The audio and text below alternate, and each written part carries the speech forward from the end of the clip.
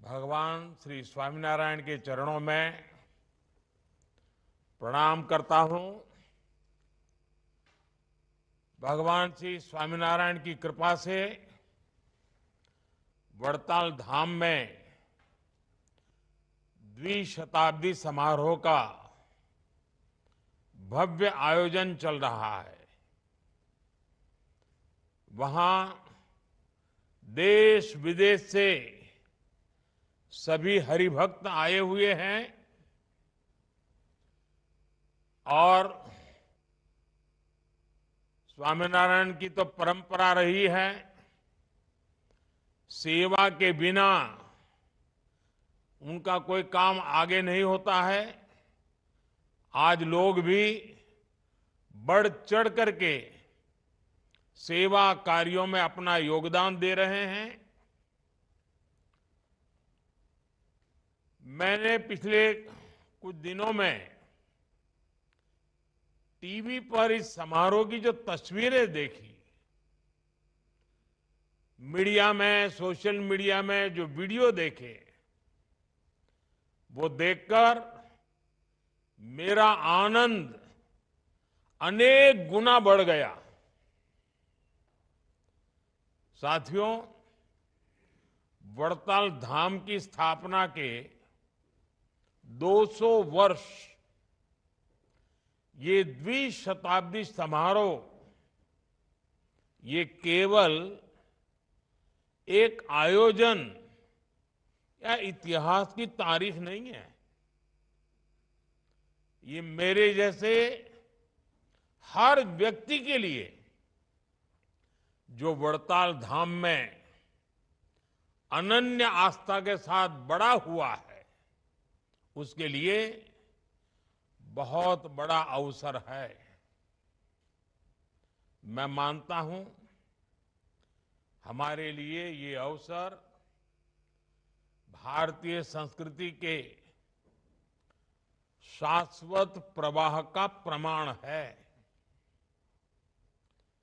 200 साल पहले जिस वड़ताल धाम की स्थापना भगवान श्री स्वामीनारायण ने की थी,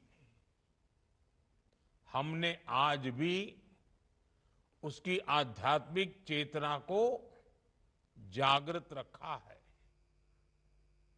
हम आज भी यहां भगवान श्री स्वामीनारायण की शिक्षाओं को, उनकी ऊर्जा को अनुभव कर सकते हैं।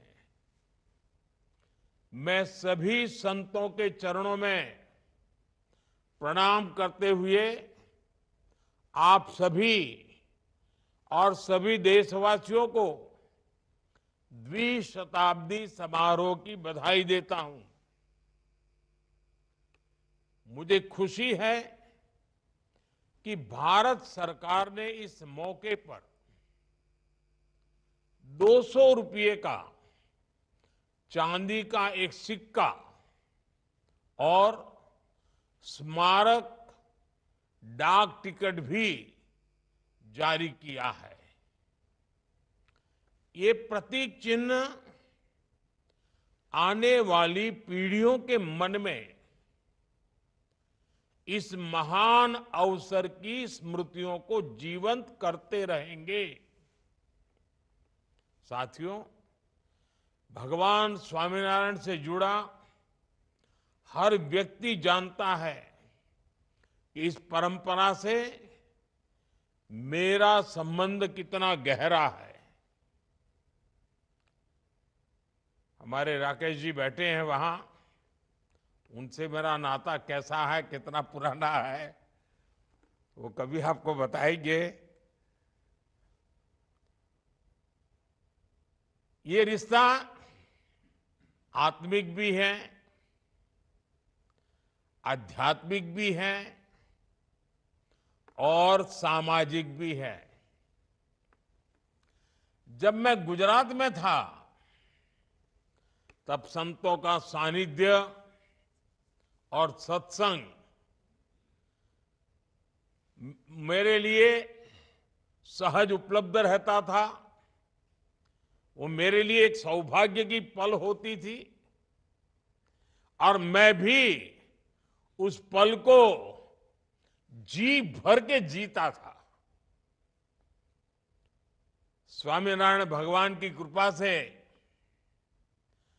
आज भी किसी न किसी रूप में, प्रत्यक्ष नहीं तो परोक्ष रूप से, वो क्रम तो चलता ही रहता है।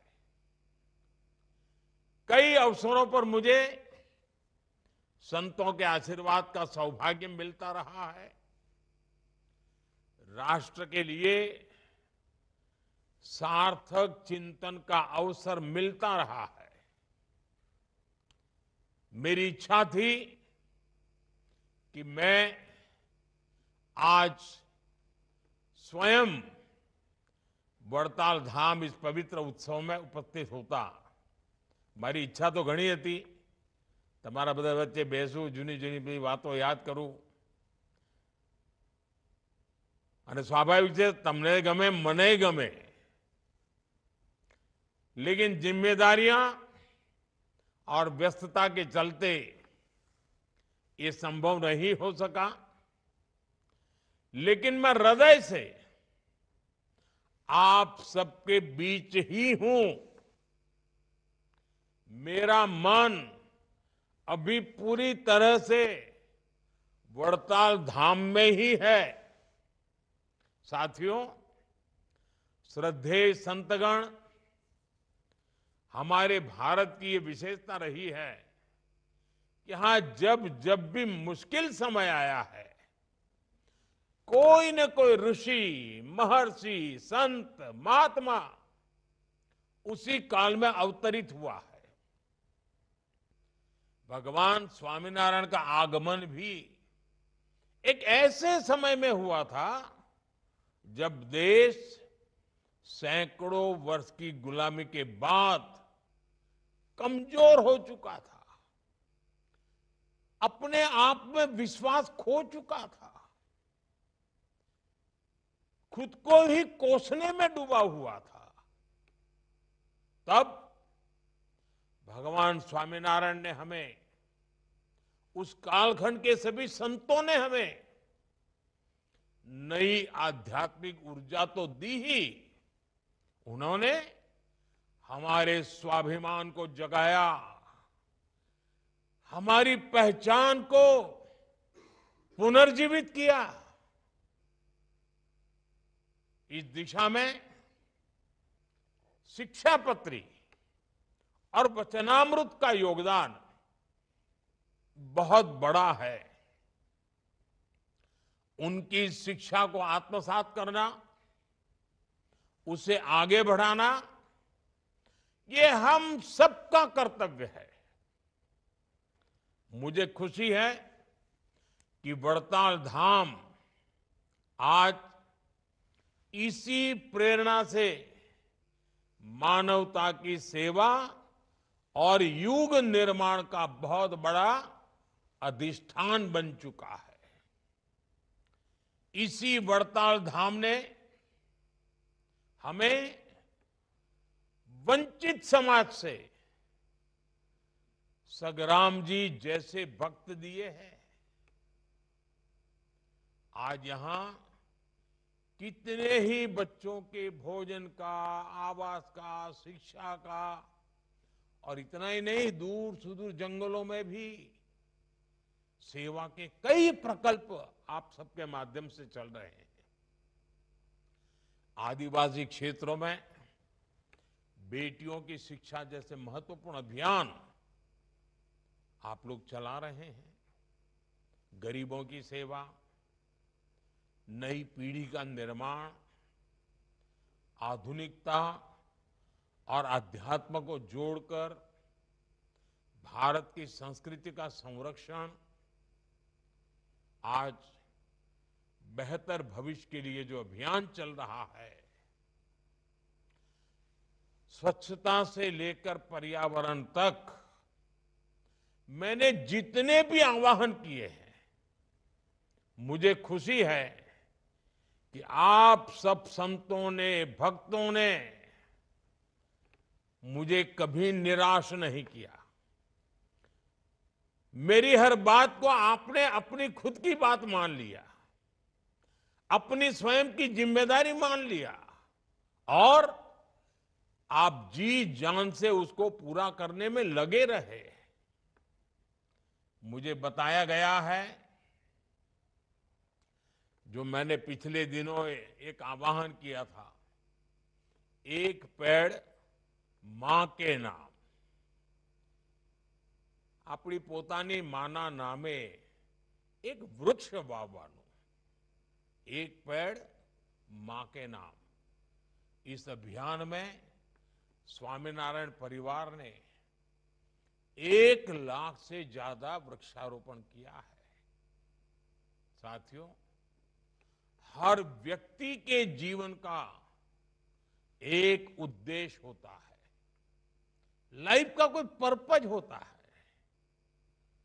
ये उद्देश्य ही हमारे जीवन को निर्धारित करता है, हमारे मन, कर्म, वचन को प्रभावित करता है। जब हमें हमारे जीवन का उद्देश्य मिल जाता है, तब पूरा जीवन बदल जाता है। हमारे संत महात्माओं ने हर युग में मानव को उसके जीवन के उद्देश्यों से साक्षात्कार कराया है। ये संत महात्माओं का हमारे समाज को बहुत बड़ा योगदान रहा है। जब किसी उद्देश्य की पूर्ति के लिए पूरा समाज, पूरा देश एकजुट हो जाता है, तो वो जरूर पूरा होता है। और पहले कई उदाहरण हैं, हमने ये करके दिखाया है, हमारे संतों ने करके दिखाया है, हमारे समाज ने करके दिखाया है, हमारे धार्मिक संस्थानों ने करके दिखाया है। आज हमारे युवाओं के सामने एक बहुत बड़ा उद्देश्य उभर कर आया है। पूरा देश एक निश्चित लक्ष्य को लेकर आगे बढ़ रहा है। ये लक्ष्य है विकसित भारत का। वड़ताल के और समस्त स्वामीनारायण परिवार के संत महात्माओं से मेरा आग्रह है कि वो विकसित भारत के इस पवित्र उद्देश्य, महान उद्देश्य, उसके साथ जन जन को जोड़े। जैसे आजादी के आंदोलन में 1 शताब्दी तक समाज के भिन्न भिन्न कोने से आजादी की ललक, आजादी की चिंगारी देशवासियों को प्रेरित करती रही। एक भी दिन, एक भी पल ऐसा नहीं गया कि जब लोगों ने आजादी के इरादों को छोड़ा, सपनों को छोड़ा, संकल्पों को छोड़ा। ऐसा कभी नहीं हुआ। जैसी ललक आजादी के आंदोलन में थी, वैसी ही ललक, वैसी ही चेतना विकसित भारत के लिए 140 करोड़ देशवासियों में हर पल होना जरूरी है। आप सब और हम सब मिलकर लोगों को प्रेरित करें कि आने वाले 25 साल तक हम सबको, और विशेष करके हमारे नौजवान साथियों को, विकसित भारत के उद्देश्य को जीना है, पल पल जीना है। हर पल उसके लिए अपने आप को जोड़ के रखना है। इसके लिए जो जहां है, वहीं से अपना योगदान देना शुरू कर दे। जब वो विकसित भारत के लिए योगदान देगा, वो जहां होगा वहीं से उसका लाभ मिलेगा ही। अब जैसे हम लगातार कहते हैं कि विकसित भारत बनने की पहली शर्त है हमें आत्मनिर्भर भारत बनाना। अब आत्मनिर्भर भारत बनाने के लिए कोई बाहर वाला काम नहीं आएगा, हमें ही करना पड़ेगा। 140 करोड़ देशवासियों को ही करना पड़ेगा, यहां बैठे हुए सब हरिभक्तों को करना पड़ेगा। और इसकी शुरुआत कहां से करेंगे? शुरुआत होती है vocal for local. Vocal for local को बढ़ावा दिया जा सकता है। विकसित भारत के लिए हमारी एकता, देश की अखंडता, वो भी बहुत जरूरी है। आज दुर्भाग्य से निहित स्वार्थ के लिए, छोटी समझ के कारण, भारत के उज्जवल भविष्य के महत्वाकांक्षी उद्देश्यों को भूल करके कुछ लोग समाज को जाति में, धर्म में, भाषा में, ऊंच और नीच में, स्त्री और पुरुष में, गांव और शहर में न जाने किस प्रकार से टुकड़े टुकड़े टुकड़े में बांटने की साजिश चल रही है। जरूरी है कि देश विरोधियों की इस चेष्टा को हम उसकी गंभीरता को समझें, उस संकट को समझें और हमें सबने मिलकर के ऐसे कारनामों को पराजित करना ही होगा। हमें मिलकर के नाकाम करना होगा। साथियों, भगवान श्री स्वामीनारायण ने हमें बताया है कि बड़े लक्ष्य कठोर तप से हासिल होते हैं। उन्होंने हमें बताया राष्ट्र को निर्णायक दिशा दिखाने की क्षमता युवा मन में होती है। उन्होंने हमें सिखाया कि युवा राष्ट्र का निर्माण कर सकते हैं और करेंगे।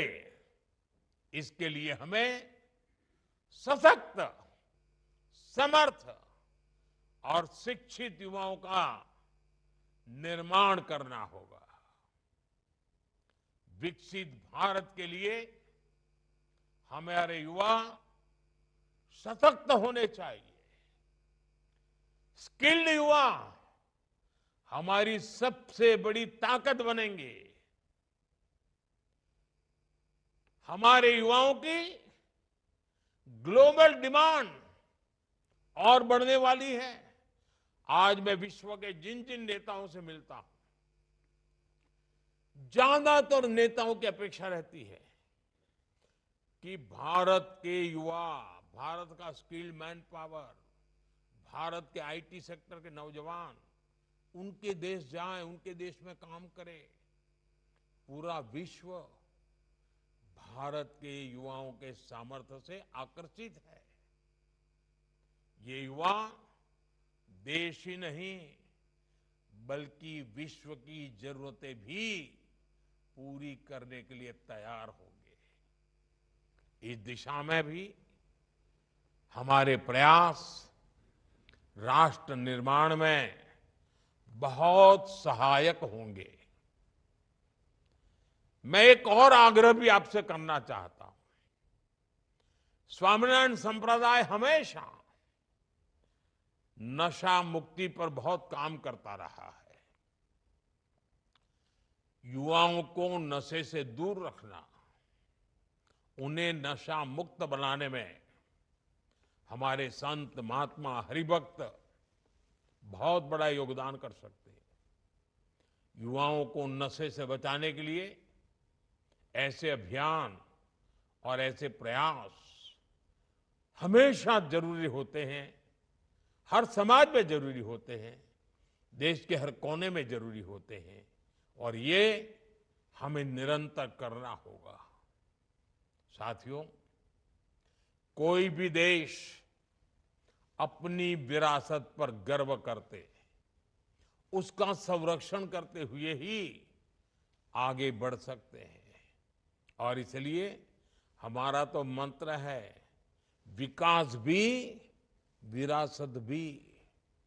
हमें खुशी है कि आज हमारी विरासत के हजारों साल पुराने केंद्रों का गौरव लौट रहा है। जिसे नष्ट मान लिया गया था वो फिर से प्रकट हो रहा है। अब अयोध्या का उदाहरण हम सबके सामने है। 500 साल के बाद एक सपना पूरा होना मतलब 500 साल तक कितनी ही पीढ़ियों ने उस सपने को जिया है, उस सपने के लिए जूझते रहे हैं, जरूरत पड़ी बलिदान देते रहे हैं, तब जाके हुआ है। आज काशी का और केदार का जो कायाकल्प हुआ है, ये उदाहरण हमारे सामने है। हमारे पावागढ़ में 500 साल बाद धर्म ध्वजा फहरी, 500 साल बाद। हमारा मोढेरा का सूर्य मंदिर का उदाहरण देख लीजिए, आज हमारा सोमनाथ देख लीजिए। चारों तरफ एक नई चेतना, नई क्रांति के दर्शन हो रहे हैं। इतना ही नहीं, हमारे देश से चोरी हुई सैकड़ों साल पुरानी मूर्तियां कोई पूछने वाला नहीं था। आज ढूंढ ढूंढ करके दुनिया से हमारी जो मूर्तियां चोरी गई, हमारे देव देवताओं के रूपों को चोरी कर लिया गया था, वो वापस आ रही है, हमारे मंदिरों में लौट रही है। और हम गुजरात के लोग तो धौलावीरा को लेकर के कितना गर्व करते हैं, लोथल को लेकर के कितना गौरव करते हैं कि हमारे प्राचीन गौरव की विरासतें हैं। अब उसको भी पुनर्स्थापित करने का काम हो रहा है। और भारत की सांस्कृतिक चेतना का ये अभियान, ये केवल सरकार का अभियान नहीं है। इसमें इस धरती को, इस देश को प्यार करने वाले, यहाँ की परंपरा को प्यार करने वाले, यहाँ की संस्कृति का गौरव करने वाले, हमारे विरासत के गुणगान करने वाले, हम सबका दायित्व है, हम सबकी बहुत बड़ी भूमिका है। और आप तो बहुत बड़ी प्रेरणा दे सकते हैं। वड़ताल धाम में भगवान स्वामीनारायण की प्रासादिक वस्तुओं का म्यूजियम अक्षर भुवन, ये भी इसी अभियान का हिस्सा है। और मैं इसके लिए आप सबको बहुत बधाई देता हूं, क्योंकि म्यूजियम नई पीढ़ी के लोगों को बहुत ही कम समय में परिचित करवाता है।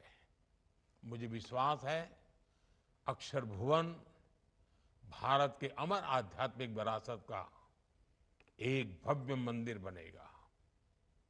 साथियों, मैं मानता हूं कि इन प्रयासों से ही विकसित भारत का उद्देश्य पूरा होगा। जब 140 करोड़ भारतीय एक समान उद्देश्य को पूरा करने के लिए जुट जाएंगे तो इसे आसानी से हासिल कर सकेंगे। इस यात्रा को पूरा करने में हमारे संतों का मार्गदर्शन बहुत महत्वपूर्ण है। और जब इतनी बड़ी मात्रा में हजारों संत यहाँ बैठे हैं, देश विदेश से आए हुए हरिभक्त यहाँ बैठे हुए हैं, और जब मैं अपने ही घर में एक प्रकार से आज जब बातें कर रहा हूं, तो मैं एक और काम के लिए भी आपको जोड़ना चाहता हूं। इस बार प्रयागराज में पूर्ण कुंभ हो रहा है। 12 साल के बाद ये पूर्ण कुंभ आता है। हमारे भारत की महान विरासत है। अब तो विश्व ने भी इस विरासत को स्वीकार किया हुआ है। 13 जनवरी से करीब 45 दिन तक 40-50 करोड़ लोग इस कुंभ मेले में आते हैं। मैं आपसे आग्रह करता हूं कि आप ये काम कर सकते हैं। विश्व भर में आपका काम है। विश्व के अनेक देशों में आपके मंदिर हैं। क्या आप तय कर सकते हैं कि इस बार ये कुंभ का मेला क्या होता है, क्यों होता है, इसके पीछे क्या सामाजिक सोच रही हुई है, वहां लोगों को शिक्षित करें। और जो भारतीय मूल के नहीं है, विदेशी लोग हैं, उनको समझाएं ये क्या है और कोशिश करें कि विदेश में आपकी एक एक शाखा कम से कम 100 विदेशी लोगों को बड़ी श्रद्धापूर्वक ये प्रयागराज का कुंभ मेला के दर्शन करने के लिए ले आइए। पूरे विश्व में एक चेतना प्रगटाने का काम होगा और ये आप आसानी से कर सकते हैं। मैं फिर एक बार वहां खुद नहीं आ पाया हूं, इसके लिए क्षमा मांगते हुए आपने वीडियो कॉन्फ्रेंस से भी आप सबके दर्शन मुझे दिए। मुझे सब संतों के दर्शन करने का मौका मिला। सारे परिचित चेहरे मेरे सामने हैं। मेरे लिए बहुत खुशी की पल है कि आज मैं दूर से ही आप सबके दर्शन कर पा रहा हूं। इस द्विशताब्दी समारोह के लिए मेरी तरफ से आपको बहुत बहुत शुभकामनाएं, बहुत बहुत बधाई। आप सबका धन्यवाद। जय स्वामीनारायण।